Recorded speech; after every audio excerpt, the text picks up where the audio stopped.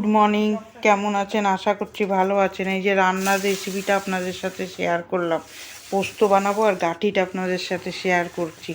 দেখুন, আগে আমি কোনো রান্না টান্না কিচ্ছু করতে পারতাম না, এখন ঠেলায় পড়ে সব শিখে গেছি। দেখুন, ঘরের কাজ। বিয়ের আগে মেয়েদের জীবনটা কীরকম যায় আর বিয়ের পরে মেয়েদের জীবন কীরকম হয়।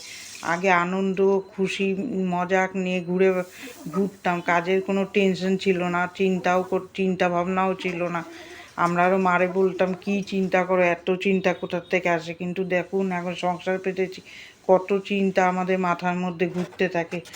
এখন ভাবি মারা কেন চিন্তা করতো এত, এত কাজ করতো আর মাথার মধ্যে একটা টেনশন কাজ করে সব সময়। দেখবেন এই যে তারপরে ঠাকুর দিতে চলে আসবো, ঠাকুরের কাছে কামনা করি যাতে আমার একটুখানি মুখ তুলে তাকায় সব ঠাকুর। এই ভিডিওটা এন্ড করলাম। কার কার ভালো লাগলো একটা লাইক দেবেন।